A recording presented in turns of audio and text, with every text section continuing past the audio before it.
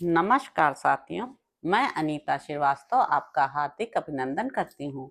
श्रीमद् वाल्मीकि रामायण में आज का प्रसंग है श्री राम का सचेत होकर लक्ष्मण के लिए विलाप करना और स्वयं प्राण त्याग कर विचार करके वानरों को लौट जाने की आज्ञा देना।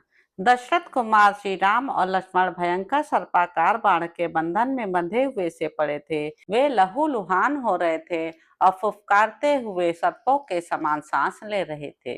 उन दोनों महात्माओं को चारों ओर से घेर कर सुग्रीव आदि सभी श्रेष्ठ महाबली वानर शोक में डूबे खड़े थे।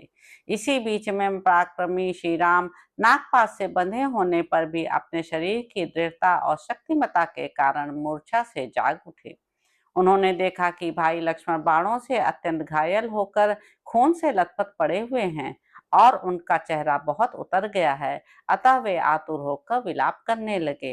हाय, यदि मुझे सीता मिल भी गई तो मैं उन्हें लेकर क्या करूंगा, अथवा इस जीवन को ही रखकर क्या करना है, जबकि आज मैं अपने पराजित हुए भाई को युद्ध स्थल में पड़ा हुआ देख रहा हूँ।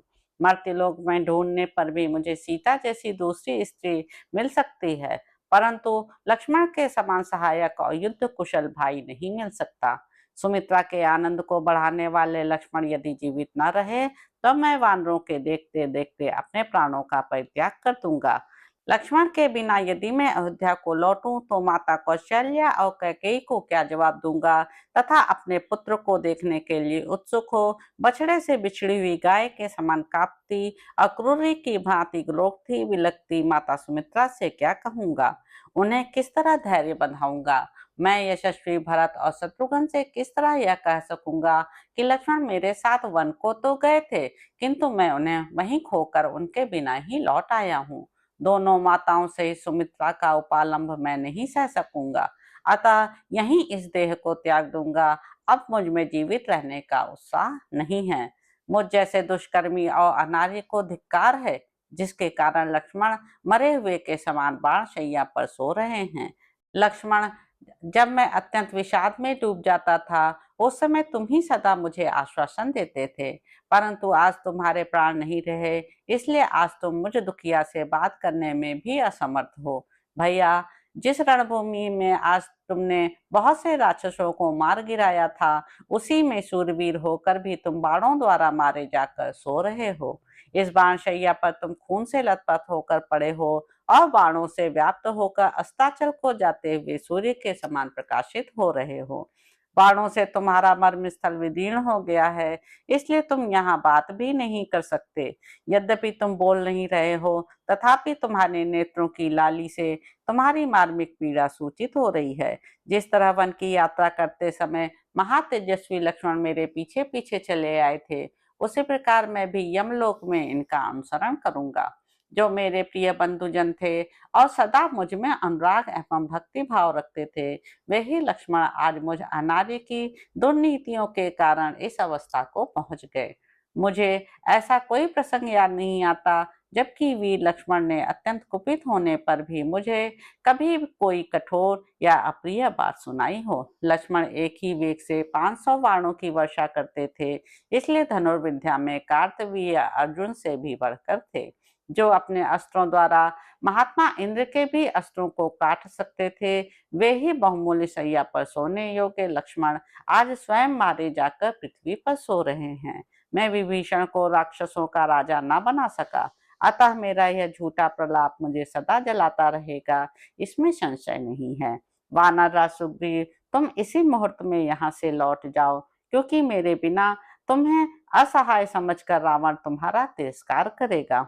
मित्र सुग्रीव, सेना और सामग्रियों सहित अंगद को आगे करके नल और नील के साथ तुम समुद्र के पास चले जाओ। मैं लंगूरों के स्वामी गवाक्ष तथा ऋक्षराज जामुआन से भी बहुत संतुष्ट हूँ। तुम सब लोगों ने युद्ध में वह महान पुरुषार्थ कर दिखाया है जो दूसरों के लिए अत्यंत दुष्कर था। अंगद, मैंद और द्विविद ने भी महान पराक्रम प्रकट किया है। केसरी और संपाति ने भी समरांगण में घोर युद्ध किया है।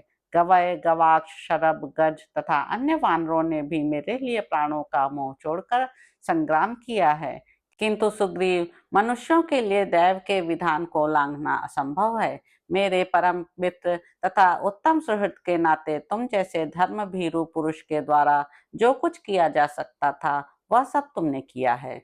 वानर शिरोमणियों, तुम सबने मिलकर मित्र के इस कार्य को संपन्न किया है। अब मैं आज्ञा देता हूँ, तुम सब जहाँ इच्छा हो वहां चले जाओ। भगवान श्री राम का यह विलाप भूरी आंखों वाले जिन जिन वानरों ने सुना, वे सब अपने नेत्रों से आंसू बहाने लगे। तदंतर समस्त सेनाओं को स्थिरता पूर्वक स्थापित करके विभीषण हाथ में गदा लिए तुरंत उस स्थान पर लौट आए जहां श्री रामचंद्र जी विद्यमान थे। काले कोयलों की राशि के समान कृष्ण कांति वाले विभीषण को शीघ्रता पूर्वक आते देख सब वानर उन्हें रावण पुत्र इंद्रजित समझकर इधर उधर भागने लगे। तो इस प्रकार साथियों, युद्ध कांड में निहित 49वां सर्ग यहाँ पर समाप्त होता है।